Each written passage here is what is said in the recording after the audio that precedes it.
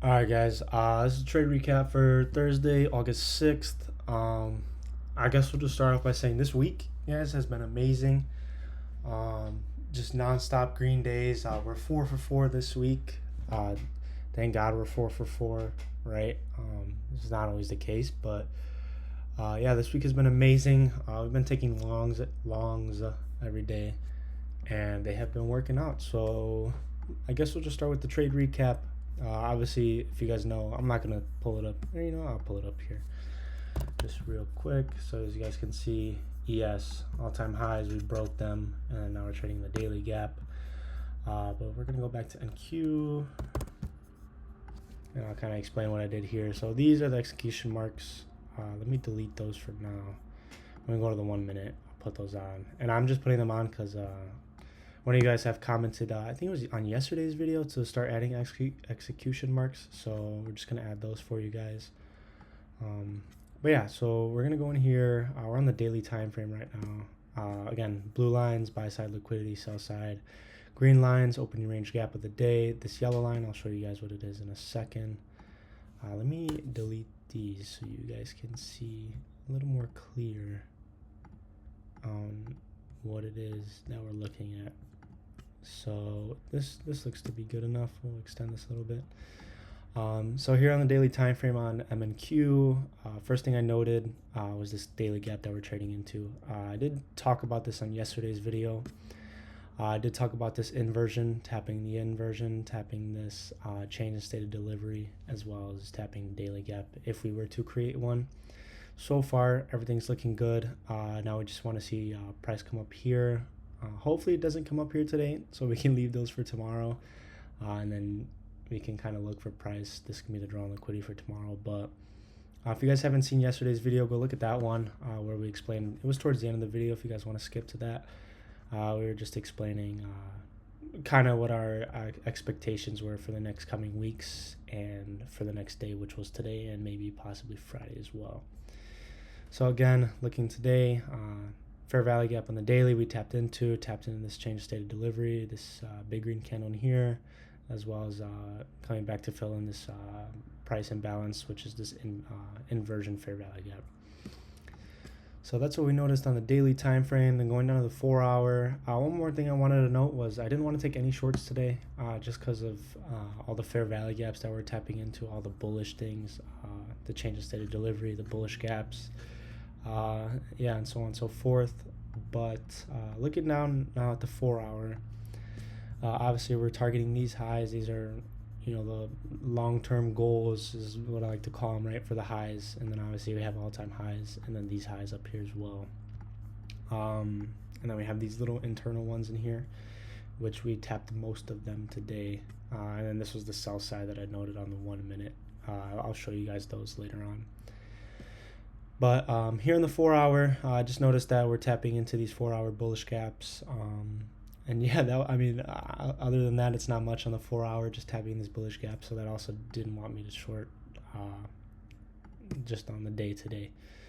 So now we go down to the 1 hour again, right? We have those highs. And then we have the other ones that are higher. You guys saw them in the higher time frame, so we won't show them here. But looking on the 1 hour, same thing here, tapping into this 1 hour gap, a bullish gap. I know we did inverse these, but this one was obviously much larger, and obviously we have higher draws. So I was looking for a bounce off this fair value gap, which we did get. And then there was this hourly fair value gap. It's very small, but you guys will see it in a second. This hourly fair value gap, I was looking for an inversion of it. Looks like we might get it. Let's see where price closes in the next 20 minutes. So after this video, you guys can go look at the charts and see if we inverse this or not, and if we'll continue higher. And then we do have this one in here. I want to see an inversion of this one as well, and then to obviously take out these highs up here. But that's what I noticed on the 1 hour. So we had that tap of the bullish gap, and then we had this 1 hour here looking to inverse it, but I did get in before we inversed it, obviously. But you guys will see why in a second. 15 minute, same thing, right? The highs, draw liquidity. And then we have been tapping into this bullish 15-minute gap. We respected it, bounce off it. These were the lows that I marked We had this low in here and this low, these two relative equal lows down here. Looking for a possible sweep of those to tap more into the change of state of delivery, but it wasn't, necessary for me. I'll delete those, but that was one target before, we reversed up. But yeah, in the 15-minute here, a couple things I noted. Obviously, that 15-minute gap we were tapping into and all the higher time frame things we talked about.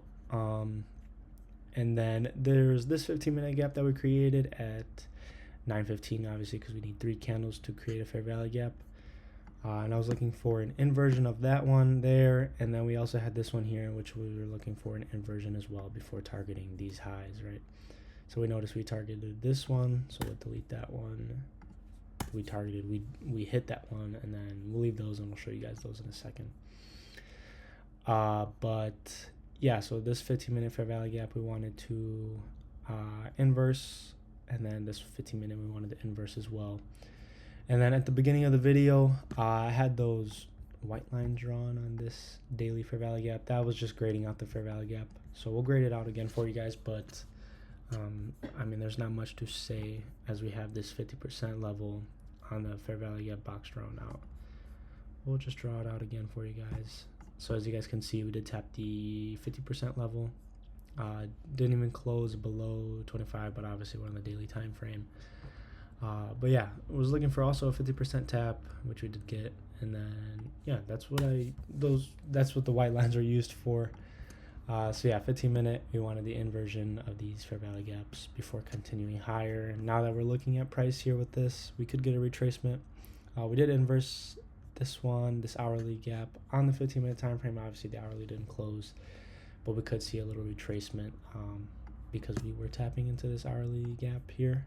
As you guys can see, we could get a retracement into this gap here in the 15-minute, or these inversions, or even this little one in here before continuing higher.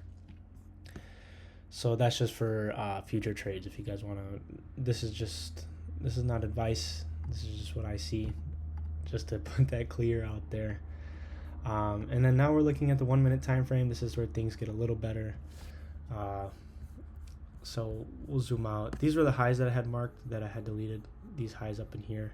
And then obviously we have this one here that we did hit. And then we have this one that we did hit as well. And then obviously this green line, like I stated before, is regular trading hours. But we'll delete these because we tapped those already. We'll leave the regular trading hours on the chart. Just a little cut there, but let me refix this. So yeah, those are the highs. We just deleted a couple of them.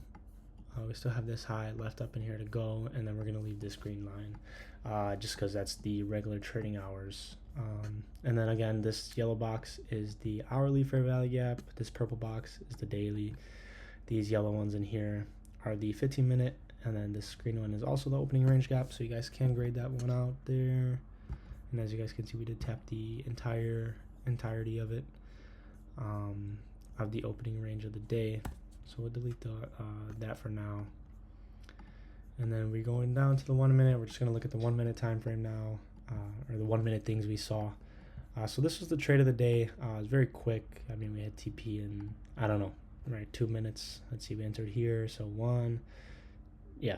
2 minutes. We hit TP, which is really nice. And then, yeah, so let's just review what we saw in the 1 minute.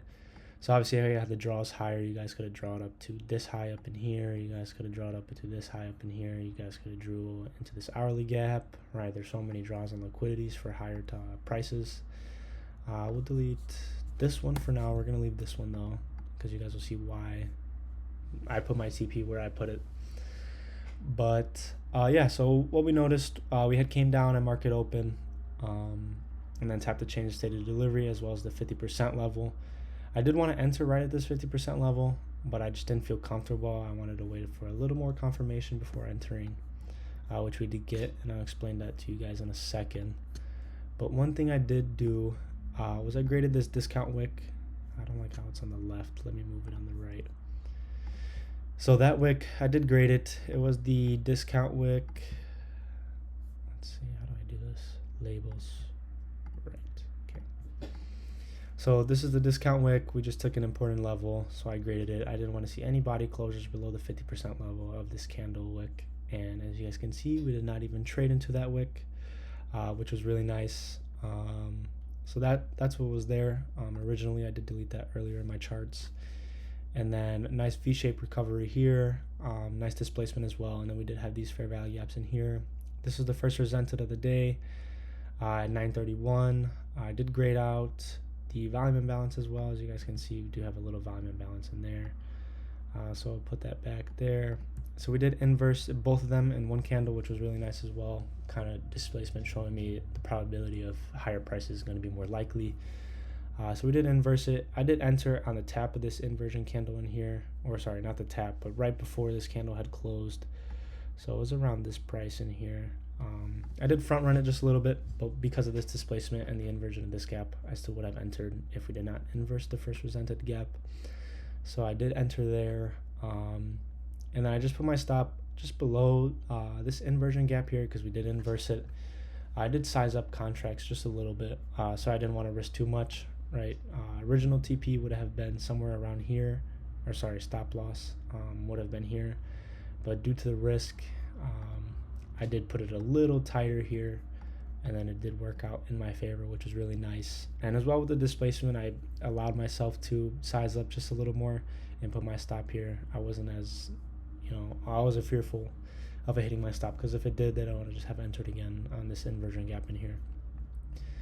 But yeah, entered around this price. Stop loss was just below this inversion gap, right? Not the entire candle, but just the gap itself. And then I had put TP just below the 15-minute gap here. This was all I wanted to hit. This was about 80 points TP in here, and that was enough for me. So TP was just below that gap. I was expecting a little bit resistance in this gap, which we did get, as you guys can see.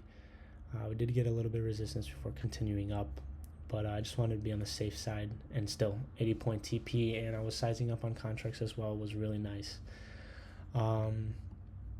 But yeah, so we had the inversions on the 1 minute, all the higher time frame things we talked about, and then yeah, I mean, that was a banger trade. You guys could have held all the way to this high up in here. You guys could have held to the regular trading hours and this high up in here as well. And then let me just add the execution marks just so you guys can see those on my chart.